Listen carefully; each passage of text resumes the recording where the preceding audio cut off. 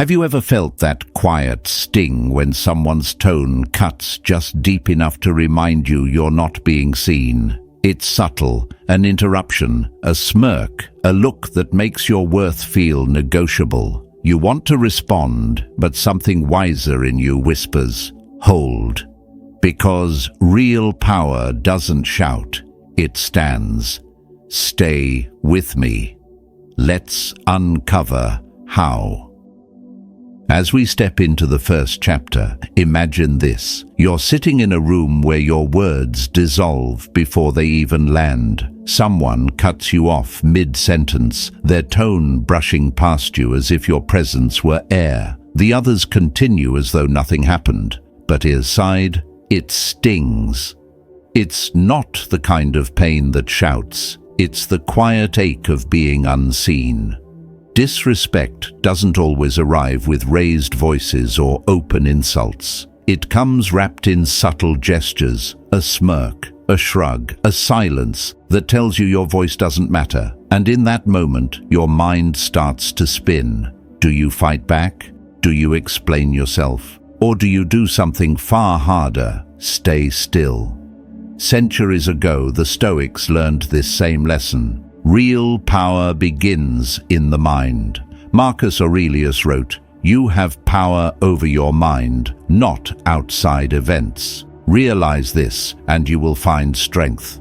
The way someone treats you is one of those outside events. You can't control their tone, their words, or their arrogance. But you can control the way you stand in the face of it. The battlefield isn't the room, it's inside you. Now imagine that same moment again, but this time you choose differently. You don't argue, you don't scramble for validation. You simply meet their eyes. A calm, unshaken gaze, steady as stone, unmoved by the storm in front of you. That's not weakness, that's presence. The kind of silence that bends the air in the room. I remember a meeting once where a man bulldozed through every voice at the table, mine included. I tried to speak, first gently, then firmly, but he cut through every word. Finally, I stopped. I leaned back, folded my arms, and let silence fill the space between us. I didn't blink, didn't frown, didn't flinch. Just silence. Calm and complete. Something changed. His words began to stumble. His confidence wavered, and for the first time he looked away. I hadn't said a thing, yet the entire dynamic shifted. My silence had spoken louder than any defense. That day, I learned something I never forgot. When you withhold your reaction, you reclaim your power. The silent stare isn't defiance, it's control. It denies chaos the reaction it craves. They feed on the energy you spill defending yourself. When you deny them that, you cut the string that ties their behavior to your peace.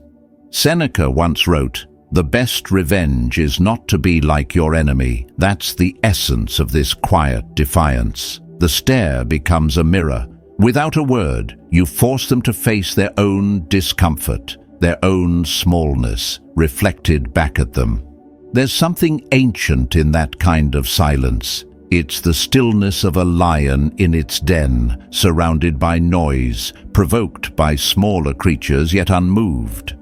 The lion does not rise for every disturbance. Its calm is its authority.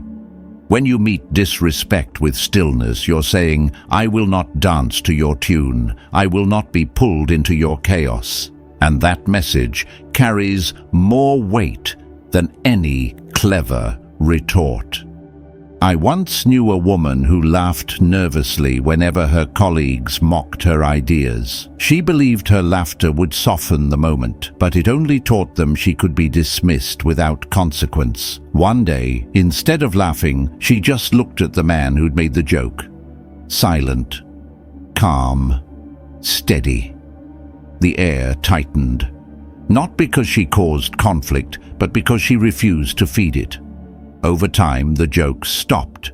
Her silence had redrawn the boundaries. That's the power of the silent stare. It's quiet, but it's not passive. It's the presence of someone who knows their worth and refuses to let others decide it for them. When you hold your gaze, you're telling the world, "My peace is not up for negotiation." Each time you practice it, you strengthen the foundation of your self-respect.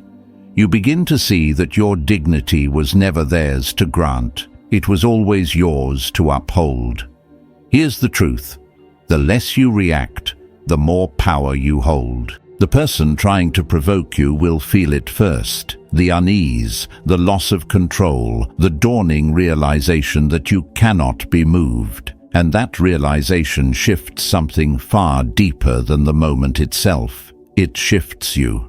You start to see that strength isn't in the argument won, but in the calm you keep.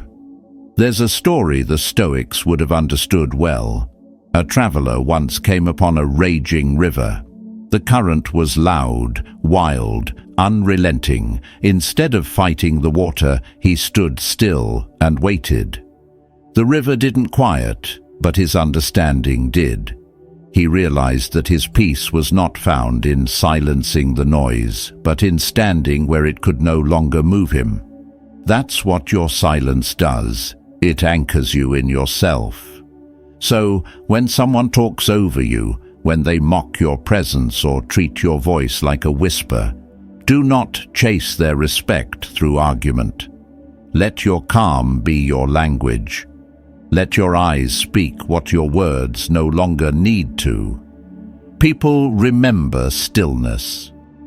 They remember what cannot be shaken, and when you stand there unflinching, you'll feel the shift. The one that separates the person reacting from the person commanding. Disrespect loses its grip because it has nowhere left to land. You'll realize what Marcus Aurelius meant when he wrote, "Be like the cliff against which the waves continually break, but it stands firm and tames the fury of the water around it." That's your task, to be the cliff, to hold. This is not silence born of fear. It's silence born of clarity. It doesn't seek approval. It declares, "I am my own standard." Every time you practice it, you prove that peace is not passive, it's chosen. Every test from the world is a mirror showing where your peace still trembles. The silent stare is where you draw the line and stand behind it. So the next time disrespect comes disguised as a joke, a sneer, or a subtle dismissal, don't meet it with noise. Meet it with presence. Hold your ground, quietly, completely. Let them feel the weight of their own words returning to them. That's how dignity defends itself without a single sound. True strength doesn't need noise. It breathes in silence. When you choose stillness over reaction, you don't just protect your peace, you redefine it.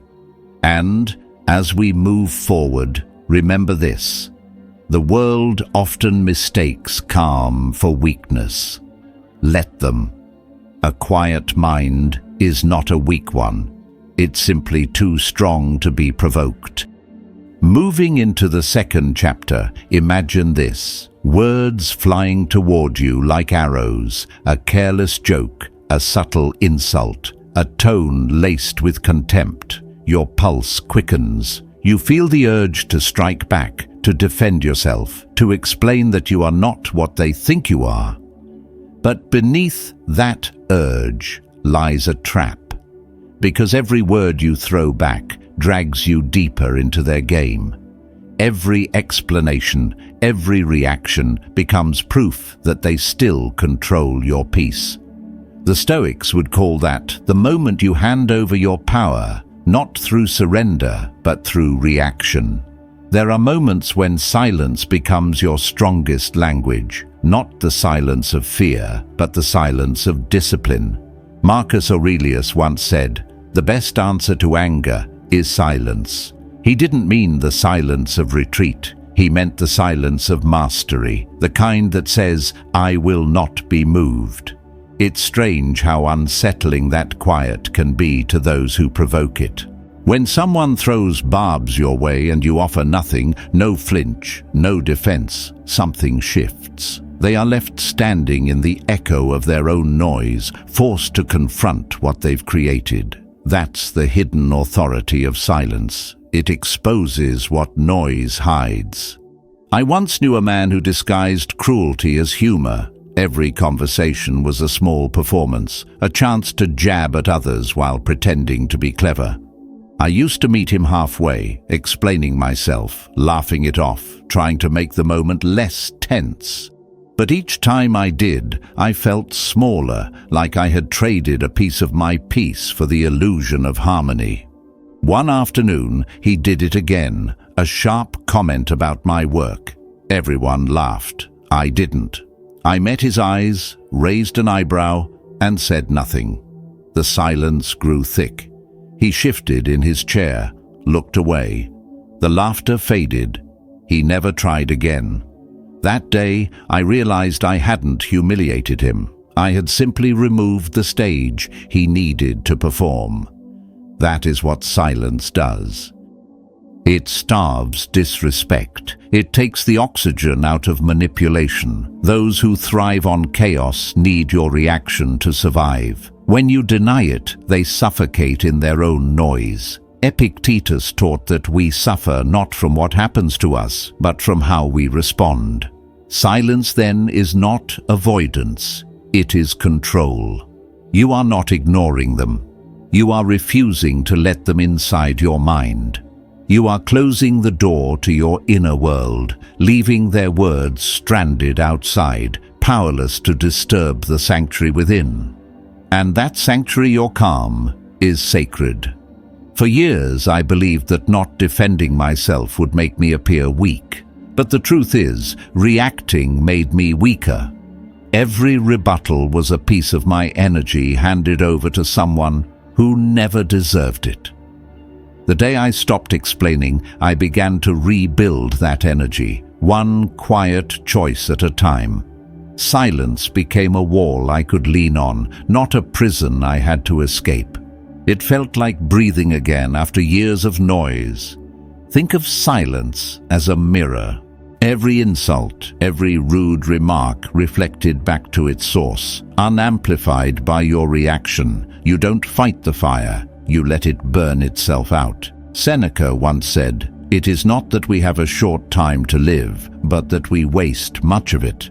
How much of your life has been spent trying to justify yourself to those who never intended to understand? Every minute spent defending your worth to the blind is time stolen from the life you could be living. Silence takes that time back. Picture this scene. You're at a family dinner. Someone makes a cutting remark meant to embarrass you. The instinct rises to reply, to prove your grace with clever words. But instead, you pause. You take a sip of water. The silence stretches. The remark hangs there like smoke, heavy and embarrassing for the one who released it. You do nothing, and yet the room shifts. Others sense it too. You remain untouched, and they are the ones who squirm. That's victory, not the loud kind that seeks applause, but the quiet kind that leaves your soul unbothered. The practice of silence goes against everything our pride tells us. Pride screams, "Defend yourself." It wants the last word. But pride is a chain, and silence is the key. It takes more strength to stay still than to strike. To walk away with your calm intact is not weakness, it's wisdom. The Stoic path has never been about winning arguments. It's about mastering the self. Freedom doesn't come from controlling what others say. It comes from mastering how you respond when they do.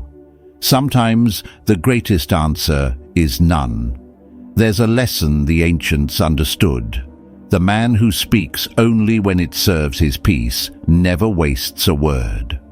Imagine if every time someone disrespected you, you paused, felt the surge of pride demanding reaction, and then, calmly, you refused it. That's the moment of transformation, the shift from being reactive to being sovereign. You look them in the eye if you must, but your silence speaks in a language far deeper than words. It says, "You cannot reach me anymore." In that pause, something beautiful happens. The discomfort leaves you and settles on them. The power returns to you. Silence becomes not emptiness but armor, a declaration, a quiet revolution. In a world obsessed with noise, restraint is rebellion. The one who can stay still commands the room without raising their voice. I often think of silence as a kind of fire, not the kind that burns outward, but inward. It purifies. It melts away the need for validation.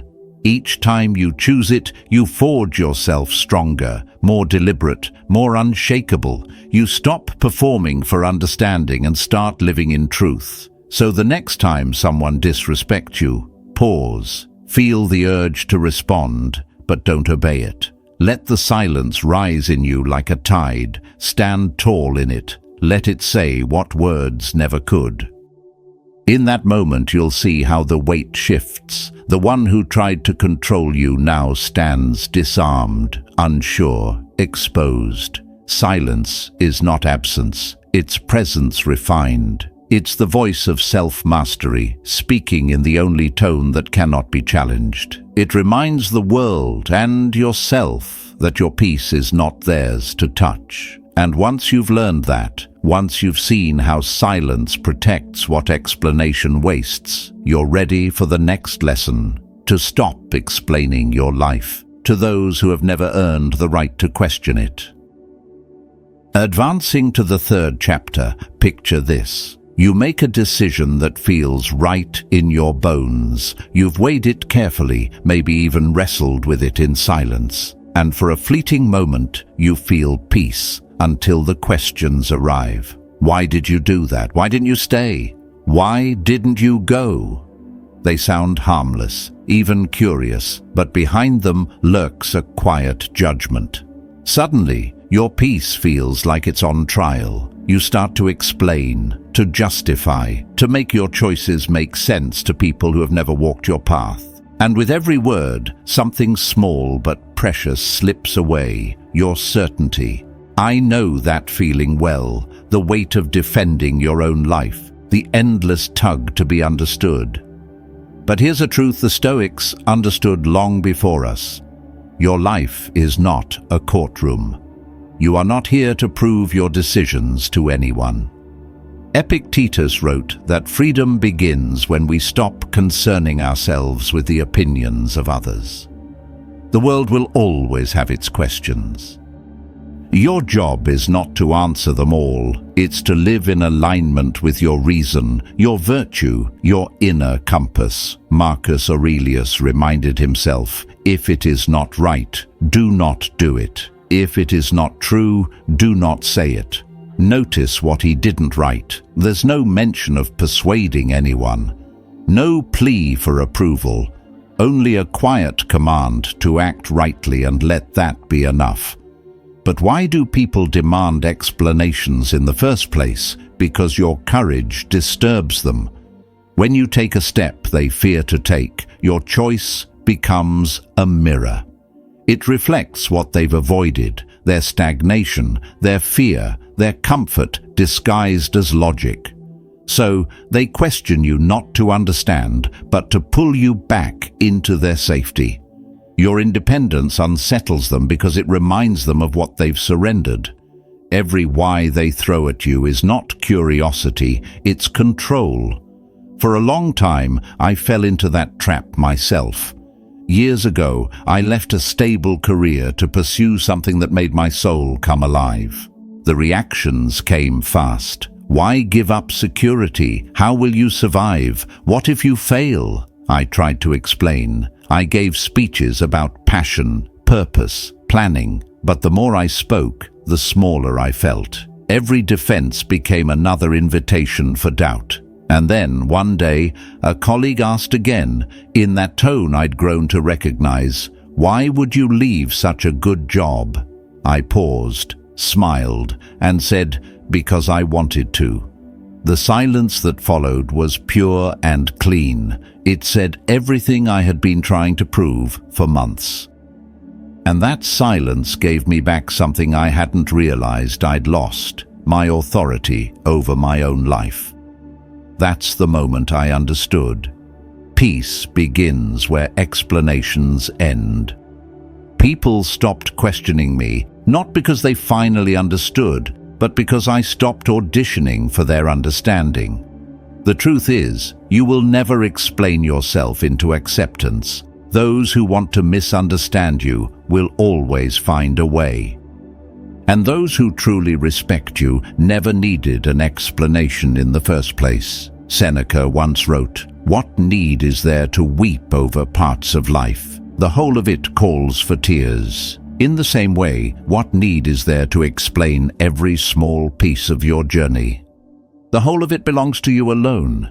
Your choices are not a performance for the world to rate. They are a private contract between you and your own soul. Think of the most grounded people you've ever met. They do not scramble to justify their decisions. They do not send long explanations for why they said no, why they stayed, or why they walked away. They simply act, and their composure speaks for them. Confidence doesn't argue, it stands. The irony is that the less you explain, the more respect you command, because people sense it when you are no longer living like a defendant in the courtroom of their opinions. There is a lightness that comes with saying less. It clears the mental fog that comes from trying to manage perception. Every time you stop yourself from over-explaining, you take back a piece of your energy. Each pause is a declaration. My life does not need your permission. I once knew a young woman who faced this same battle. She chose not to marry when everyone around her expected it. Each family gathering was a rehearsal of the same script. When will it happen? Don't you want to be like everyone else? For years, she tried to explain about her independence, her career, her dreams, but no answer ever softened their judgment. Then one evening, when the question came again, she smiled and said, "Because this feels right to me." Then she changed the subject. It was so simple, almost too simple. But in that moment, she discovered what the Stoics lived by. You owe no one a map of your inner world. Her peace grew from the silence she allowed to stand in place of justification. That is the quiet revolution, refusing to explain.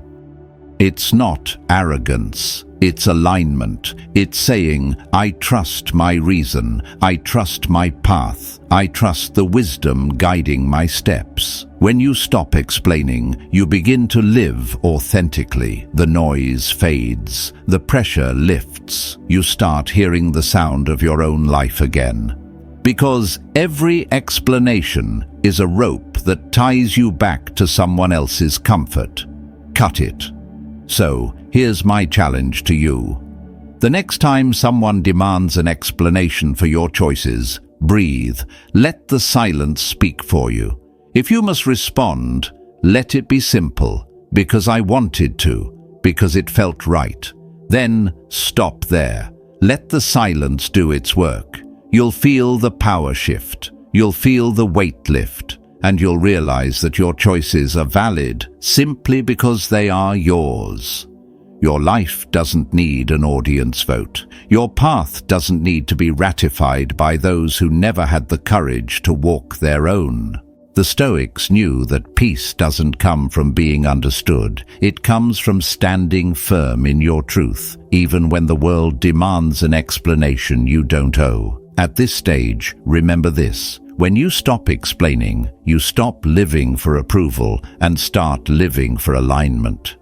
And that alignment will carry you farther than any applause ever could, because in the end, dignity doesn't beg, it stands.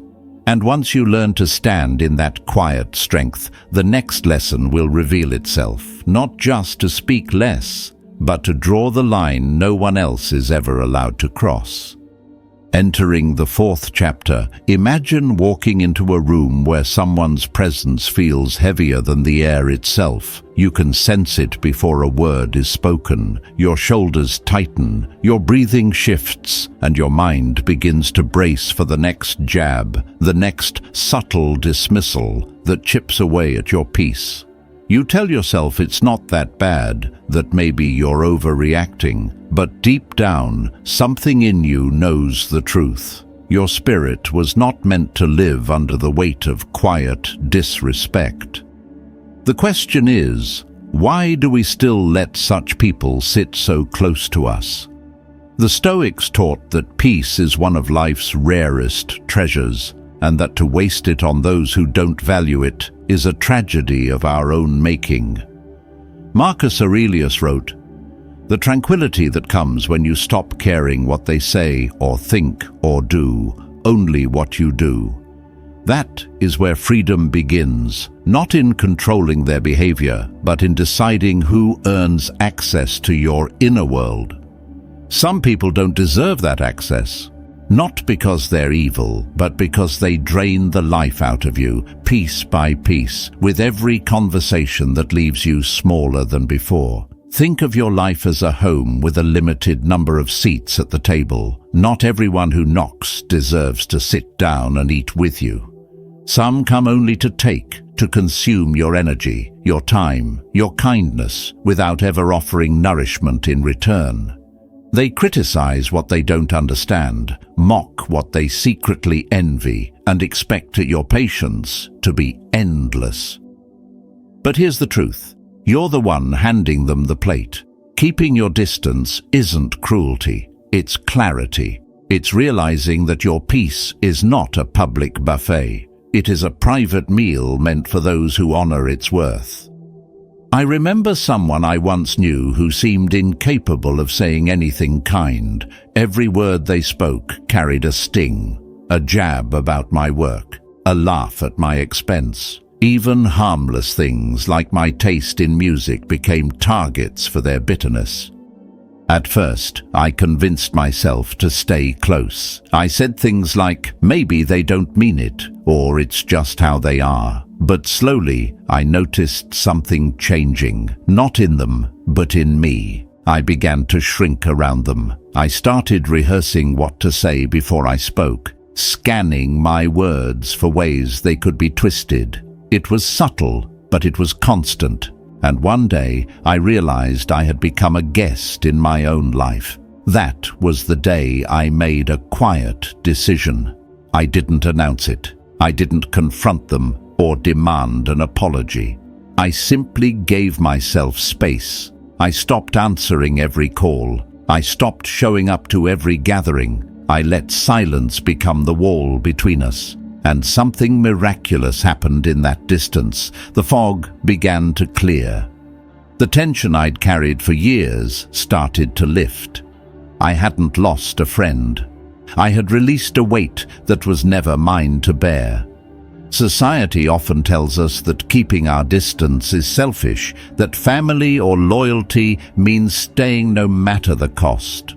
But the Stoics would disagree. Seneca wrote, "Associate with those who will make a better man of you. Welcome those whom you yourself can improve. The process is mutual, for men learn while they teach." He did not say, "Stay bound to those who poison your peace." True loyalty does not demand your suffering as proof. The kind of loyalty that destroys your spirit is not virtue, it's captivity. Distance is not a punishment, it is perspective. When you step back, the picture sharpens. You begin to see the relationship not through guilt or habit, but with the clarity of reason. You see who values you and who only values what they can take. You see who respects your boundaries and who resents them. And from that vision comes a power you might have forgotten you had, the power to choose. I won't pretend it's easy. The first step back feels like betrayal. You'll wonder if you're being unkind. You'll feel the sting of guilt, especially if the person is someone you've known for years. But here's what I've learned. The guilt fades, the peace stays, and the peace is worth it every single time. Keeping your distance does not mean closing your heart. It means opening space for something healthier to grow. You are saying yes to peace, not yes to bitterness. You are saying yes to the kind of people who make you feel seen, not small. Think of it like tending a garden. If you let the weeds spread unchecked, they'll steal the sunlight and water meant for your flowers. Pulling them is not cruelty, it's care. It's love for what deserves to flourish. When you begin to distance yourself from those who drain you, the world opens in quiet ways. You wake up lighter. Conversations start to breathe again. You find yourself laughing without watching your words. That's the beauty of space. It gives your peace room to grow roots. So here's my challenge for you. Look around and ask yourself, who leaves you lighter and who leaves you restless? Who makes you feel grounded and who makes you question your worth? Then ask the hardest question of all. Do they truly deserve the front row seat they've been given in your life? Your time is sacred. Your energy is finite. Not everyone deserves to stand so close to your fire. Keeping your distance is not a wall against love. It's a boundary against harm. It is the quiet act of saying, I choose clarity over chaos. I choose peace over guilt. And the moment you make that choice, something profound happens. You stop seeking freedom from others and begin to find it within yourself. In that stillness, you discover what the Stoics always knew, that the truest form of respect is the one you show yourself. The freedom that follows feels both light and deep, like air after a storm. Because when you finally stop negotiating your well-being, you start living in truth.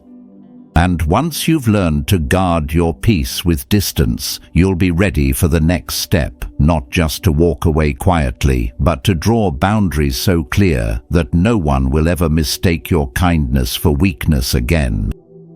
Entering the 5th chapter, imagine this. A sharp comment slices through the air, a mocking smirk flickers across a face, and suddenly you feel yourself shrink. Your shoulders fold in, your gaze drops, your voice retreats. That's how disrespect works. It doesn't always shout.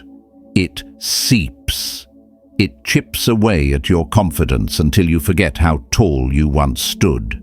But there is one simple, timeless practice that can disarm even the boldest critic. Lift your head and hold it high. The Stoics believed that true dignity has nothing to do with reputation or applause. It comes from the posture of your soul. Seneca once wrote, "The man who does not value himself cannot value anything or anyone." When you lift your head, straighten your back, and refuse to bow to cruelty, you're not performing confidence for the world. You're reminding yourself that your worth is not up for debate. I remember a man who made it his small mission to belittle me every time we crossed paths. The insults were dressed as jokes, but they carried teeth. At first, I brushed them off, told myself it was nothing, but over time, the words found a place inside me. I started dreading his presence, anticipating the sting before it even came. One day, something inside me shifted. I decided to stop meeting his gaze with lowered eyes. I walked into the room, shoulders back, head high, and when the comment came, I looked straight at him, smiled calmly, and kept walking. No defense, no explanation, no wound for him to see. The effect was instant. His smirk faltered. The power he thought he had over me dissolved. That's when I learned. When you stop reacting, you stop feeding their illusion of control. There's something magnetic about self-respect. Those who depend on disrespect to feel powerful cannot stand to see it. Your confidence unsettles them. It breaks the illusion, reminding them of the void they hide behind control. Confidence unsettles those who manipulate weakness because it shows them that their power only ever existed if you handed it over. The moment you stop bending, you take it back. Society often misunderstands this. It tells us to stay humble, to blend in, to avoid seeming too confident. But humility is not the same as self-erasure. Stoic humility is strength without show. It's knowing who you are so deeply that you no longer need to prove it. Marcus Aurelius urged himself to walk as though nature itself had formed him to live with dignity. To walk, not crawl, through the opinions of others. That is what it means to hold your head high. It is not arrogance, it is awareness. It is remembering that you are already enough, that your value does not depend on the noise around you. Think of a crowded room. One person enters quietly, shoulders slouched, eyes lowered, hoping not to be seen. Another enters with calm composure, steady gaze, measured stride, head lifted. Without saying a word, that person commands respect. Not because they demanded it, but because their very presence says, "I belong here." The Stoics would tell you that this kind of presence cannot be faked. It comes from the stillness of someone who no longer seeks permission to exist. For me, that confidence didn't come easily. I used to think it was safer to shrink, to stay quiet, to go unnoticed. But each time I practiced standing tall, both in body and mind, I began to feel something change. I didn't just look stronger, I felt anchored, I felt clear. It became a kind of ritual, a physical reminder that respect begins within. When you value yourself, the sting of other people's negativity begins to lose its grip. You realize their words don't define you, they only reveal them. And here's the truth. This posture goes far beyond how you stand. It's how you carry your spirit. It's the calm in your eyes when someone tries to provoke you. It's the quiet knowing that you no longer need their approval to feel whole. Each time you lift your head, you build the fortress of your own self-respect. Those who try to tear it down can only stand outside, shouting into walls that no longer echo. So the next time you feel the burn of disrespect, whether it's a sharp insult or a subtle dismissal, don't fight, don't defend, just breathe, lift your head, meet their eyes, and walk on. That single act will say everything you need it to. Because holding your head high is more than posture, it's philosophy in motion. It's the living embodiment of the words, "I know who I am," and nothing you say can take that away. In the end, respect doesn't start with how others treat you. It starts with how you treat yourself. The higher you hold your head, the clearer you remind the world and yourself that your dignity is not negotiable. Stand tall, own your worth. And remember this, confidence doesn't make you untouchable. It makes you free. And once you learn to walk that way, you'll see it clearly. Respect was never theirs to give or take. It was always yours to claim. And that's it. 5 timeless ways to face disrespect with strength and calm. Life is too short to shrink for the comfort of others. Stand tall, guard your peace, and remember your worth is not up for negotiation. When you stop chasing validation, you rise above noise and reclaim your power.